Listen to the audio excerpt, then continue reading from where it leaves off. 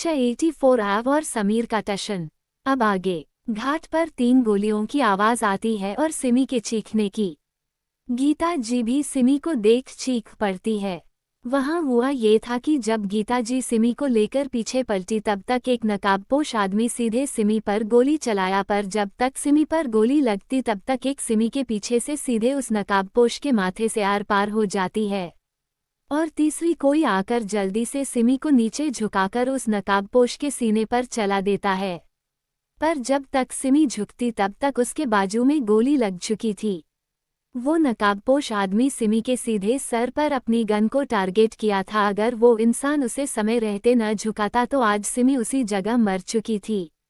सिमी के बाजू में गोली अंदर तक जा चुकी थी जिससे उसे बेहिसाब दर्द हो रहा था। खून पूरा घाट पर बिखर चुका था। पहला इंसान जिसने सबसे पहले उस आदमी पर गोली चलाई थी, वो जमीन पर सिमी का खून देख और उसकी चीख सुन जैसे पागल सा हो गया। उसके गन में जितनी गोलियां थी वो सारी की सारी उस नकाबपोश पर चला देता है। वो आदमी तो कब का मर चुका था। पहला वाला इंसान चिल्लाते हुए सिमी के पास आकर उसे अपनी बाहों में भरते हुए उसके छोटे से चेहरे को थपथपाते हुए जल्दी में बोला, लिटिल वाइफी गेट अप, मैं तुम्हें कुछ नहीं होने दूंगा। उद्धरण चिन्ह। सिमी अब तक बेहोश हो चुकी थी क्योंकि जिंदगी में पहली उसका ऐसे खून बहा था और उसे इतना दर्द हुआ था क्योंकि वो अपने मॉन्स्टर के साथ रहकर कभी जानी ही नहीं कि इतना दर्द क्या होता है। एव ने उसे अपने पलकों पर रखा था। गीता जी और वो जो दूसरा इंसान था वो समीर था, जो उन लोगों की बातें पहले ही सुन चुका था और अपनी बहन को गले लगाने आगे आ रहा था, पर उसे नहीं पता था कि उसकी बहन पर ऐसे कोई गोली चला सकता है। अगर वो उसे न झुकाता तो शायद आज वो एक बार फिर अपनी बहन को खो देता। गीता जी का तो सिमी का खून देखकर ही बुरा हाल हो गया था और वो सिमी के पास खड़ी होकर रोते हुए उससे बोली, बेटा हम तुम्हें अब नहीं खो सकते, हम तुम्हें कुछ नहीं होने देंगे। उद्धरण चिन्ह। समीर का ध्यान जो अभी तक अपनी बहन और उसके खून पर था, जब वो देखता है कि एव ने सिमी को अपनी बाहों में भरकर उसे अपनी वाइफ कहा तो अचानक से समीर का चेहरा सख्त हो जाता है। वो अपनी बहन को एव की बाहों में बिल्कुल सहन नहीं कर सकता था क्योंकि उसे पता था कि हो न हो ये हमला उसी की वजह उसकी बहन पर हुआ है। गीता जी और समीर बस एव को देख रहे थे। उसे बिना किसी की तरफ देखे बेहोश सिमी को अपनी बाहों में उठाए कार की तरफ जा रहा था। अभी सिमी को हॉस्पिटल ले जाना जरूरी था, जिस वजह से समीर अपने गुस्से को काबू कर उसके पीछे पीछे हॉस्पिटल चला जाता है। एव का फेस बिल्कुल डार्क हो चुका था। वो किसी यमराज से कम नहीं लग रहा था इस वक्त। उसके फेस पर कोई इमोशन नहीं था। कुछ देर बाद लाइफ केयर हॉस्पिटल के वीवीआईपी इमरजेंसी रूम के बाहर समीर, गीता जी, सात्विक, शिवेंद्र और एक अलग जगह पर एव बैठा हुआ था। उसका फेस इमोशन लेस था। औरती की रेड लाइट ऑन थी। अंदर सिमी का ऑपरेशन हो रहा था। इस समय सबके फेस पर चिंता साफ थी। वाधवा खानदान के बड़े और औरतों को इस हमले के बारे में नहीं बताया गया था, जिस वजह से उन लोगों को हवेली वापस भेज दिया गया था। समीर ने भी अपने दादा दादी को गीता भवन वापस भेज दिया था और उसने उनसे ये कहा था कि साथ में वो किसी खास को लेकर आएगा। उसकी बात पर वो लोग उसका वहां बेसब्री से इंतजार कर रहे थे। कोई भी एव के पास नहीं गया था क्योंकि सात्विक और शिविन जानते थे कि उसे अभी अकेले रहना देना चाहिए। पर उन सब को देख ऐसा लग रहा था कि जैसे वो समीर और गीता जी का सिमी से क्या रिश्ता है पहले से ही जानते हों। पर अभी सब चुप थे। समीर के मन में आग लगी हुई थी। इस वक्त वो अब एव को अपनी बहन के साथ एक पल नहीं देख सकता था, इसलिए उसने सोच लिया था कि सिमी को जैसे होश आएगा वो उसे अपने साथ लेकर जाएगा। करीब 1 घंटे बाद औरती का दरवाजा खुलता है तो समीर वहीं गेट पर ही था। डॉक्टर को आता देख समीर जल्दी से उनसे बोला, मेरी बहन कैसी है, वो अब ठीक है न? गीता के आंसू अभी तक थमे नहीं थे। वो भी भगवान से यही प्रार्थना कर रही थी कि अब उनकी बच्ची उससे दूर न हो। डॉक्टर समीर की बात सुनकर बोले, ये शी इज फाइन नाउ, गोली हमने निकाल दी है, बस ब्लड लॉस हुआ था जो हमने दोबारा तुरंत मिस्टर अखंड के ऑर्डर पर ड्रिप ऑन करवा दिया। कुछ देर में उनको होश आ जाएगा। उद्धरण चिन्ह। गीता जी को अखंड में कोई बुराई नहीं दिखी क्योंकि उन्होंने देखा था कि कैसे उसने उसकी बच्ची को अपनी गोद में लेकर यहाँ तक आया था और उसकी कितनी अच्छे से ट्रीटमेंट करवाया। पर समीर को ये बात बिल्कुल अच्छी नहीं लगी। वो अब अपने आप को रोक नहीं पाया और गुस्से से एव के पास गया और उसकी कॉलर को पकड़ते हुए बोला, ये सब तुमने ही करवाया न, वो तुमको मारने आए थे न, और बाद मेरी बहन फंस गई।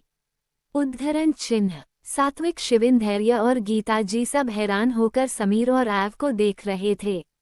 एव समीर की आंखों में देखते हुए बड़ी ही सहूलियत के साथ अपनी कॉलर उससे छुड़वाते हुए बिना किसी भाव के बोला, तुम्हें क्या लगता है मैं इतना गिरा हूं कि खुद की वाइफ के साथ ऐसा करूंगा?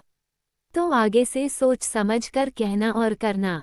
उद्धरण चिन्ह। समीर उसकी वाइफ वाली बात सुनकर सरकास्टिक स्माइल करते हुए बोला, वाइफ मेरी बहन तुम्हारी वाइफ मिस्टर अखंड, मैं नहीं मानता कोई शादी, मेरी बहन मेरी पसंद के लड़के से शादी करेगी, तुमसे नहीं।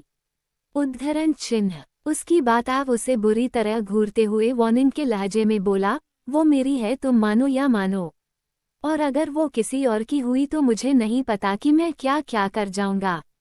उद्धरण चिन्ह। समीर एकटक उसकी आंखों अपनी बहन के लिए जुनून और दीवानगी देख सकता था, पर वो अपनी बहन को एव के साथ अब नहीं रखना चाहता था। वो आगे जैसे ही कुछ बोलने को हुआ, गीता जी उन दोनों के बीच आ जाती है, क्योंकि वो दोनों किसी दुश्मन की तरह एक दूसरे को देख रहे थे। एव तो कभी सहन ही नहीं करेगा कि उसकी लिटिल वाइफ किसी और की हो जाए, वो तो उस इंसान को ही जिंदा जला देगा जो उसकी वाइफ के आगे पीछे आएगा। गीता जी से एव आज तक नहीं मिला था, जिस वजह से जब उसने उन्हें देखा तो इज्जत के साथ झुककर उनके पैर छूता है। गीता जी को एव का ये नेचर उनके दिल में उतर जाता है, पर आगे एव की बात सुन वो और हैरान रह जाती है। एव उनसे रिस्पेक्ट के साथ बोला, मॉम मैं आपकी बेटी का हस्बैंड हूँ और आप परेशान मत होइए, मैं उसे कुछ नहीं होने दूंगा। उद्धरण चिन्ह। गीता जी उसके मुंह से अपने लिए मॉम सुनकर बहुत खुश और हैरान रह जाती है।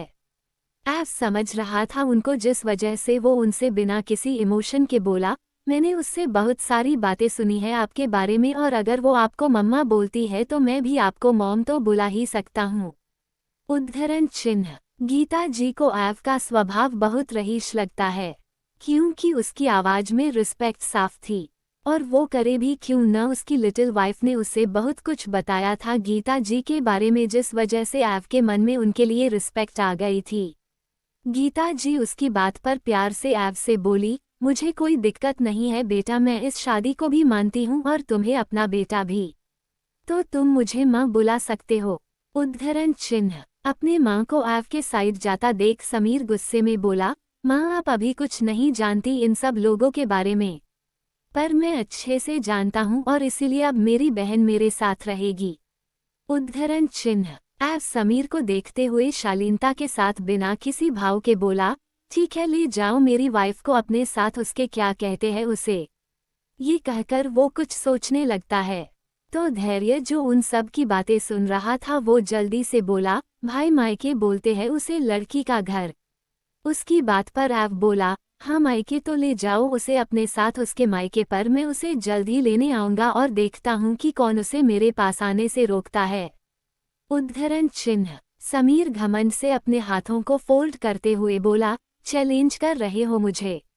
उद्धरण चिन्ह। एव उसकी कॉलर को ठीक करते हुए एटीट्यूड में बोला, हाँ साले साहब यही कुछ समझ लीजिए। उद्धरण चिन्ह। ये कहकर वो उससे दूर होकर सीधे सिमी के रूम के अंदर चला जाता है, और समीर दांत पीसते हुए खुद से बोला, मैं इसका साला कब से हो गया, नहीं मैं अपनी बहन को इसके पास अब दोबारा नहीं भेजूंगा। उद्धरण चिन्ह। गीता जी और बाकी सब समीर को देख रहे थे। समीर को देखते हुए धैर्य धीरे से शिविन और सात्विक से बोला, भाई को अपने साले को मानने में काफी टाइम लगने वाला है, और अब और भी मजा आएगा, मैं तो बहुत एक्साइटेड हूँ इन दोनों की लड़ाई देखने के लिए, वो भी हमारी क्यूटी के लिए। उद्धरण चिन्ह। उसकी इस बात पर सब मुस्कुरा देते हैं, और वहीं वार्ड के अदन एव अंदर से रूम का गेट लॉक करके सिमी के बैड साइड पर रखी चेयर पर बैठ जाता है, और उसके छोटे से हाथों को अपने हाथों में लेकर एक टक सिमी को सोता देखते रहता है। सिमी का छोटा सा चेहरा अब थोड़ा मुरझा सा गया था। एव उसके हाथों को किस करते हुए उसकी तरफ देखकर एक खतरनाक आवाज में बोला, लिटिल वाइफी तुम्हारी ये हालत आज जिसने की है उसे अब मैं मौत से भी बदतर सजा दूंगा। उद्धरण चिन्ह। फिर वो उसके करीब जाकर उसके नर्म होठों पर हल्के से जैसे ही किस करता है सिमी की बड़ी बड़ी पलकें फड़फड़ाने लगती है, जैसे कि वो उठने वाली हो। अब फिर उसके साइड में बैठकर उसके हाथ को कसकर पकड़ लेता है और सिमी धीरे से अपनी आंखें खोल देती है। उसके राइट वाले बाजू में अभी तक दर्द था, वहां पट्टी बंधी हुई थी। उसके मुंह से धीरे से आह निकल जाती है। ऐव जल्दी से उसके चोट पर अपने हाथ रखकर धीरे धीरे उसे सहलाते हुए प्यार से बोला, दर्द हो रहा है क्या? सिमी को सब याद आ जाता है कि कैसे वो अपनी फैमिली से मिली और फिर उसके साथ ये सब हुआ। वो अपने आंखों के सामने ऐव को देखकर अपनी आंखों में आंसू लाते हुए धीरे से बोली, अभी सच में दर्द हो रहा है बहुत। उद्धरण चिन्ह। ऐव उसके आंखों पर किस करके प्यार से बोला, लिटिल वाइफी बहुत जल्द दवा के इफेक्ट से ये सब ठीक हो जाएगा, ओके अब रो मत। उद्धरण चिन्ह। सिमी बच्चों की तरह क्यूट सा फेस बनाकर हाँ में सर हिला देती है। फिर ऐव से वो खुश होते हुए बोली, आपको पता है मेरी मम्मा और भाई सभी जिंदा है, उन्हें कुछ नहीं था। मैं बहुत खुश हूँ। उद्धरण चिन्ह। ऐव उसके फूले हुए गालों को प्यार से चूमते हुए बोला, मम्मा मुझे पता है वो सब बाहर ही हैं। उद्धरण चिन्ह। सिमी जल्दी से बोली, अच्छा तो उन्हें अंदर ले आइए, मुझे अपने भाई से भी मिलना है। उद्धरण चिन्ह। भाई का नाम सुनकर ऐव का फेस अजीब तरह सा हो गया। सिमी अपनी बड़ी बड़ी पलकें झपकाते हुए उसकी तरफ बहुत ही क्यूट तरीके से देख रही थी। ऐव एक नज़र सिमी को देखकर हाँ में सर हिलाता है, क्योंकि कुछ भी हो आज समीर ने उसकी लिटिल वाइफ की जान बचाई थी। और वो था भी सिमी का भाई, जिस वजह से उसकी बात मानकर रूम से बाहर निकल जाता है। उसके रूम से बाहर आते ही समीर उसे घूरते हुए बोला, मेरी बहन से अब दूर रहना। उद्धरण चिन्ह। ये कहकर वो अंदर सिमी के पास चला जाता है और ऐव उसे घूरता रहता है। गीता जी को उनका ये सब देखकर काफी हंसी आ रही थी।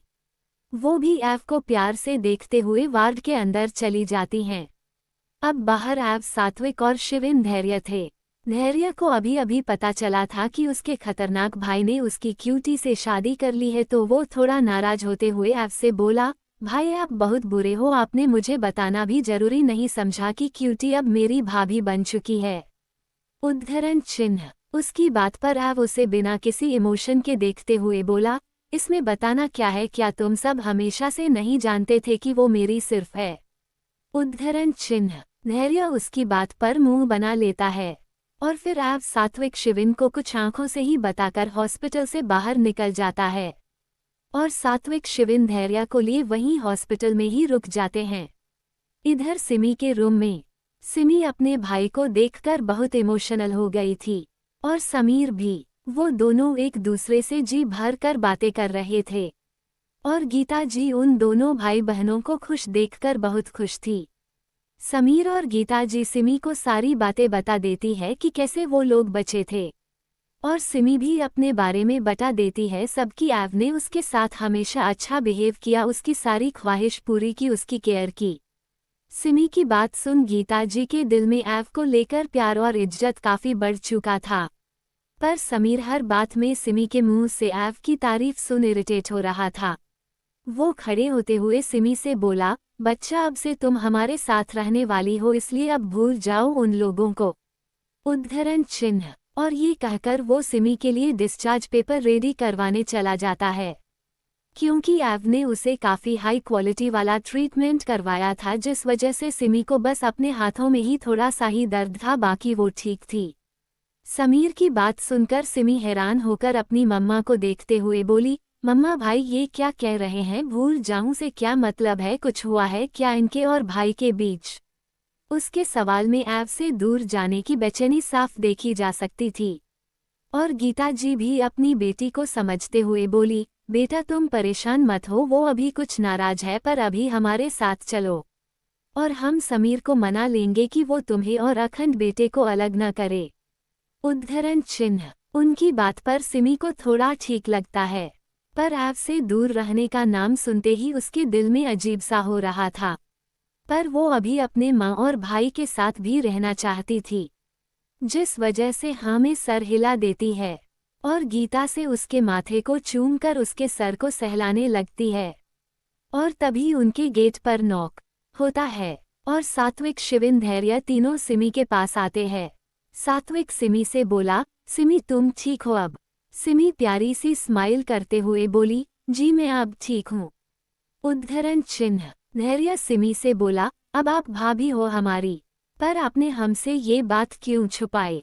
उद्धरण चिन्ह। सिमी भाभी वर्ड सुन थोड़ा सा ब्लश करते हुए बोली, धैर्य तुम मुझे पहले जैसे ही बुलाओ प्लीज। उद्धरण चिन्ह। गीता जी जो सिमी और उन सबका इतना घुल मिलकर बात करता हुआ देख रही थी, वो प्यार से सभी से बोली, तुम सबका शुक्रिया, अगर तुम सब ने मेरी सिमी का ख्याल नहीं रखा होता। उनकी बात को बीच में काटते हुए सात्विक बोला, नहीं आंटी, हमने नहीं, सिर्फ अखंड ने सिमी का ख्याल रखा है, हम सब तो बस ऐसे ही इसकी हेल्प कर देते थे। उसकी बात पर सब मुस्कुरा देते हैं। फिर कुछ घंटों बाद सिमी को डिस्चार्ज मिल जाता है। सिमी को ऐव को देखना था पर ऐव वहां नहीं था। सात्विक ने उससे कहा था कि ऐव किसी काम से गया है, वो बाद में मिलने आएगा। इसलिए सिमी अनवी का ख्याल रखने को बोलकर और उसे एक बार सबसे मिलाने लाने को बोलकर समीर और गीता जी के साथ गीता भवन चली जाती है।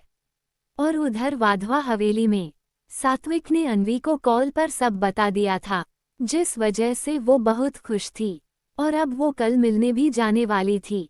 पर वाधवा हवेली का माहौल थोड़ा गर्म था, क्योंकि धनराज वाधवा हॉल में टहलते हुए किसी से फोन पर काफी गुस्से में बोल रहे थे, क्या मतलब है तुम सबका कि वो मिल नहीं रही, आखिर कहाँ जा सकती हैं? ढूंढो चाहे जैसे। उद्धरण चिन्ह। ये कहकर वो कॉल कट कर देते हैं।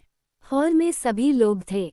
सरिका जी धनराज से बोली, परेशान मत हो बेटा, वो घर आ जाएगी, शायद कहीं घूमने चली गई हो। उनकी बात पर धनराज वाधवा बोले, मॉम मेनका कभी ऐसे बिना बताए नहीं जाती, मुझे लग रहा है कि वो किसी मुसीबत में है। ये कहकर वो फिर से किसी को कॉल करने लग जाते हैं। और उधर मेनका वाधवा एक छोटे से कमरे में, जहां पैर तक इंसान अच्छे से न फैला पाए, उस अंधेरे कमरे में डरी सहमी सिकुड़ कर बैठी थी। उन्हें समझ आ चुका था कि वो जो उनके साथ हो रहा है ये सब कौन कर रहा है।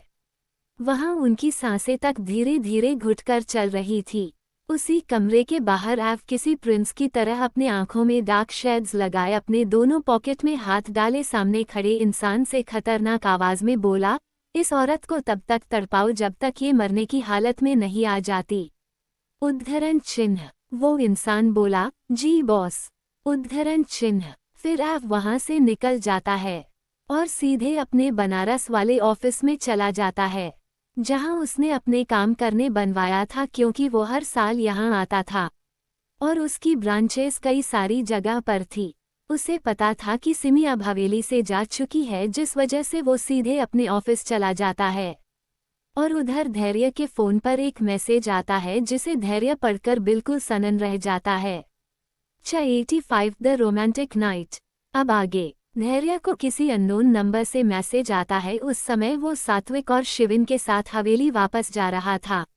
उस मैसेज को पढ़ने के बाद धैर्य थोड़ा लड़खड़ाती आवाज में सात्विक से पूछा, भाई मॉम कहाँ है? उसकी बात सुन सात्विक और शिविन दोनों एक दूसरे को देखने लगते हैं। सात्विक नॉर्मल आवाज में बोला, घर पर होंगी। उद्धरण चिन्ह। धैर्य फिर बोला, भाई मुझे किसी ने मैसेज किया है। ये कहकर वो उस आए हुए मैसेज को उन दोनों को दिखा देता है। सात्विक और शिविन समझ जाते हैं कि ये मैसेज पक्का धैर्य को भड़काने के लिए ही किसी ने सेंड किया है। सात्विक गहरी सांस लेकर सीरियस टोन में बोला, आज को सिमी पर जानलेवा अटैक हुए था, वो उन्होंने नहीं करवाया था। ये बात आपके प्रोफेशनल स्पाई से पता चली थी हमें।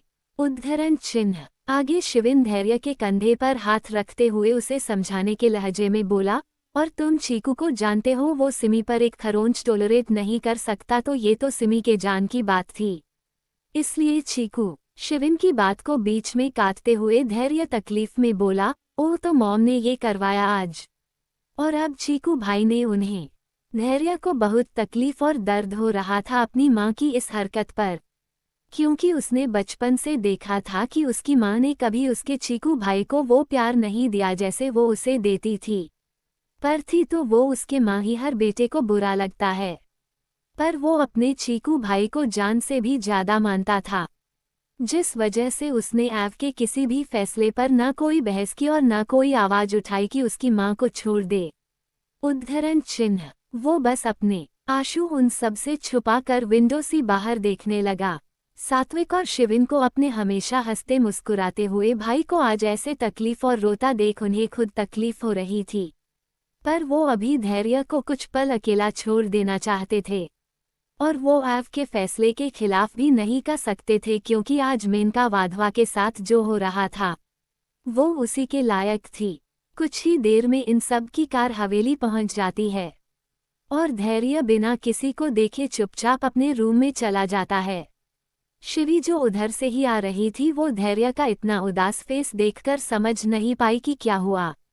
यूज लगा कि शायद जो मेनका वाधवा मिल नहीं रही इस वजह से तो नहीं, पर जब तक वो धैर्य को रोककर कुछ पूछती या कहती तब तक धैर्य अपने रूम का दरवाजा लॉक कर चुका था। शिवी का फेस थोड़ा मुरझा सा जाता है, फिर वो भी अपने रूम में आ जाती है, और इधर सात्विक ने सभी घर वालों को सिमी और उसकी फैमिली मिल गई है इसकी खबर बता देते हैं, जिसे सुनकर सभी खुश हो जाते हैं। पर सारिका और आस्था जी इस बात से दुखी भी हो जाती है कि सिमी अब यहाँ नहीं रहेगी, पर वो सब कल ही जाकर सिमी और उसके परिवार से मिलने वाले थे। सभी ने सोच लिया मेनका वाधवा के गायब होने से सिर्फ धनराज को ही फर्क पड़ रहा था, बाकी सभी घरवाले अपने अपने काम में लगे हुए थे, क्योंकि मेनका वाधवा के रिश्ता किसी के साथ अच्छा नहीं था। अब रात हो चुकी थी। गीता भवन में जब सिमी को समीर और गीता जी वहां लेकर पहुंचे तो गिरधर जी और जानकी जी तो उसे देखकर जैसे फिर से जिंदा हो गए हों। वो बहुत ज्यादा खुश थे। जानकी जी ने सिमी को अदन आने से पहले उसकी आरती की और उसे लाल धागा बांधकर उसकी नज़र भी उतारी। ये सब उनका रिचुअल था, जिसे सिमी बहुत एंजॉय कर रही थी। आज वो बहुत खुश थी अपने पूरे भरे परिवार को पाकर। सिमी रात का डिनर सबके साथ करती है, सब उसे एक एक बार अपने हाथ से खिलाते हैं। समीर तो जैसे अपनी बहन को पास देखकर सातवें आसमान पर था। वो बहुत खुश था। सिमी के साथ वहाँ एक राजकुमारियों जैसा व्यवहार हो रहा था, जिसे सिमी दिल खोलकर एंजॉय कर रही थी। एव के इतने अच्छे ट्रीटमेंट की वजह से सिमी अब बहुत ठीक हो चुकी थी। वो चल भी ले रही थी और उसका चेहरा तो अब अपनी फैमिली को पाकर और खिल गया था। बस थोड़ा सा ही दर्द उसकी राइट हैंड में था, बाकी वो बिल्कुल अच्छी और फिट फील कर रही थी। रात के डिनर के बाद जानकी और गीता और समीर गिरधर की सभी गार्डन में बैठकर सिमी से बातें कर रहे थे। समीर की वजह से उसने एक बार भी न वाधवा खानदान के बारे में जिक्र किया और न ही एव के बारे में, क्योंकि वो अभी से ही अपने भाई को नाराज नहीं करना चाहती थी। वो लोग कुछ देर बात करके सिमी को रास्ट करने उसके रूम में भेज देते हैं, जो समीर ने उसके लिए स्पेशली रेडी करवाया था। सिमी अपने रूम में आती है। वो रूम बिल्कुल उसके वाधवा मेंशन के रूम के जैसे था, उसकी पसंद का, क्योंकि एव और समीर को सिमी की पसंद पता थी, जिस वजह से उन दोनों ने ही उसके रूम को डेकोरेट करवाया था। सिमी सबसे पहले शॉवर लेना चाहती थी, पर उसे अपनी चोट को भी बचाकर शॉवर लेना था, जिस वजह से केयरफुल होकर शॉवर लेने चली जाती है। वो शॉवर लेने के बाद अपना बाथरोब खोजने लगती है, पर उसे याद आता है कि बाथरोब तो उसका अभी कबर्ड में ही होगा, जिस वजह से वो वहां रखी टॉवल जो कुछ ज्यादा ही छोटी थी उसे अपने बॉडी पर का कवर कर लेती है, पर टॉवल छोटी होने की वजह से उसके थाई तक ही आ रही थी और उसके चेस्ट से बिल्कुल टाइट और ऊपर से वो खुद गीली थी, जिस वजह से बहुत हॉट और